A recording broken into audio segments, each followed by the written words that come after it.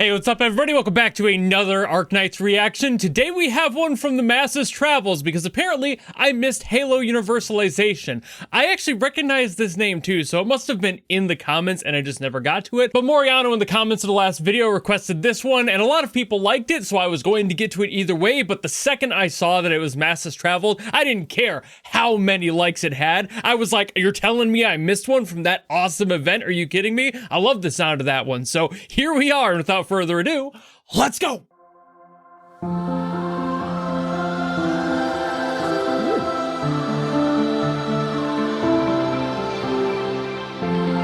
have to like get back into this mindset now. Ooh. Or not. I thought it was gonna stick in that atmospheric corner.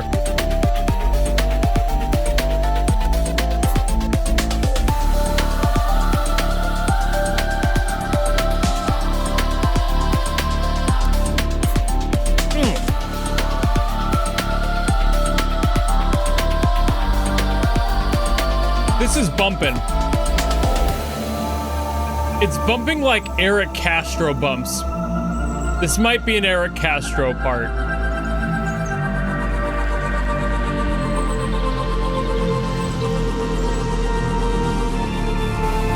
I don't know anyone else that does Arknights music that nails that vibe as well as he does. And also the mix. Crystal clear as day. The Erik Castro special.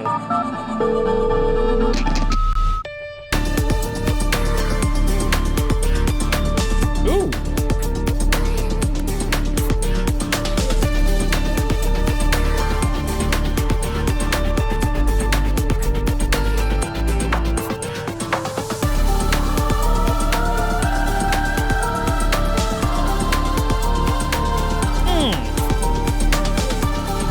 It's just a great beat, really.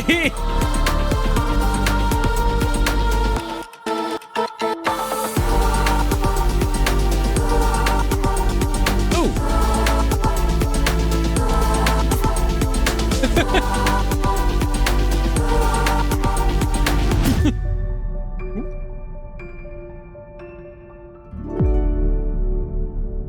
Ooh. Very satisfying resolution, too. All right. So I was kind of right. It was, in fact, Erik Castro, but it was also Robert Wolf. Now the atmospheric stuff makes a little bit more sense. He's a fucking king at that, just like Erik is with the clarity in his mixes and just how he messes with the sound to do that. Oh, man. Erik is such a good beat maker, especially. Just the dynamic duos they have available at Hexany is absolutely wild. Like, add on a third, throw in David, put some lyrics on here, fucking banger with lyrics. Like, it already kind of sounds like it would be some sort of a rap beat. So it's like just a few steps away from like a drill rap. So it's like, let's go, you know? But at the same time, gorgeous. I love what this did. I love that I get to revisit this sound. It's something I haven't heard since the last time I touched on this event. And for music theory stuff, this one's pretty simple. It's D minor. It uses D minor, C, F, B flat, A minor, also A, G minor, also G. It kind of goes everywhere. This one doesn't have too much going on with like flats or flat minors or anything like that. No sharps, really. I think that there is one, but it might be a diminished. It was this spot in there that's kind of acted as a transition where it goes from an F to an E diminished, I think, and then down to a D minor again, just kind of that.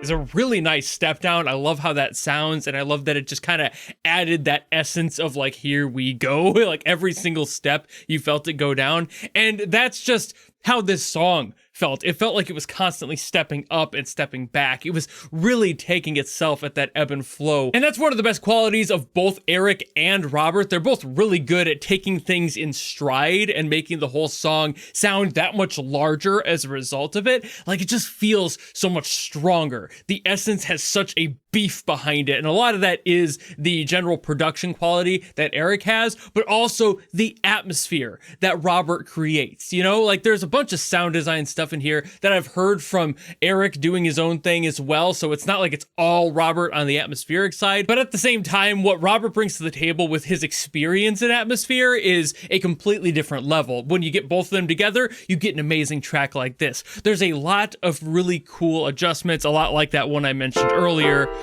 where it steps down. It just feels so right. Like, if we just talk about the chord progression that starts this whole song, for example, we actually get like an F, and it kind of expands it, brings it back down, goes back up, shifts back down to the C, to the B flat there, A, settles in, and now the mood is set.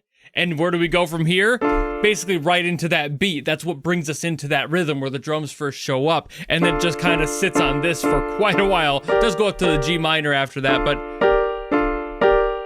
those chords right there, the D minor and the G minor, really fight against each other. And that relationship is something I bring up quite often in electronic music, especially because they love to have that sort of thing, just the two-note fighting against each other energy. And for this one, there is a little bit of like an arpeggio that's going on in the background. I think it's utilizing just the D minor basically, but it's kind of taking the main chords from that and just separating it out to, I think, a 4-note, by introducing the E in there, which isn't a part of that chord, but does kind of add that like spooky build, you know? And then I think at one point it does go up to this B flat here, and it does just kind of keep things moving. And that does work with the G minor there because the B flat is in there as well. So between these two and having that going on in the background and that half step it does, and that just feels so right given that it all works within those two chords, so it just, you know, plays out. What would you expect from people like this who know what they're doing and love to experiment with little things, much like that weird diminished thing that I'm pretty sure is what happens there when we get that step down. There isn't too much of that weirdness in this song at all. It just kind of is mostly the minor chords within the D minor key, not much really else going on. Once in a while they'll like raise or lower a third or fifth. That's how we get things like the A and A minor. That happens in the song as well. You need to have tension. That's a rule of music. You don't want to do it if you don't know what you're doing, like where to place them. But at large, it's something most musicians do in order to add that tension to their music. You take a third or a fifth especially, and you flat it or sharp it depending on what you need, and there's your tension in the song. It's the way you expand a song from getting stuck in the 4 chords area where you just play the same thing every single time and you don't change things up. That's why that sort of thing exists. It adds a little bit of variety to the song and it makes it sound that much darker. For this, we have a few spots that do that. That's why we have a few that don't get used too often, like the B flat.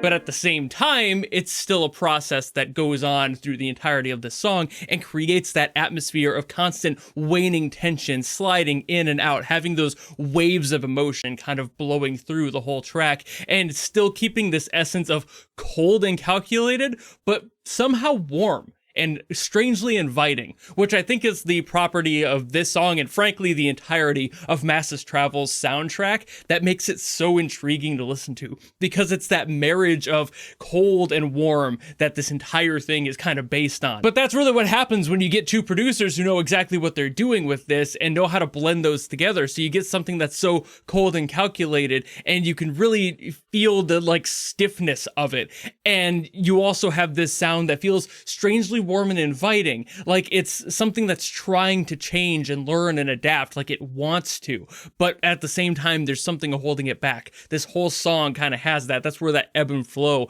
of the track comes from, where it can't really feel like it's sitting anywhere. And then when it resolves, I believe it just resolves on a D, but I think that they actually do an alternate fingering on the top end for the D, so we get this instead of this, which frankly they're probably doing a few octaves anyway, so it could be a little bit of everything there, but this one feels like it steps up a lot more smoothly, given that we're utilizing everything between, and it feels like it ends with that high note being the D there, that just solidifies the finality of that resolution, and it just feels so much more secure at the ending there. That's why I think that there's that alternate fingering on the very top of it, because it doesn't feel like we're going above. Like if we stopped up here, we would be stopping on an A, so it just doesn't feel quite like that. But this one is a beautiful track, as I expected anything else from the Masses Travels, and of course Robert and Erik themselves bring in fire every single time I hear work from them. Just brilliant producers. They know it. They know I love them. So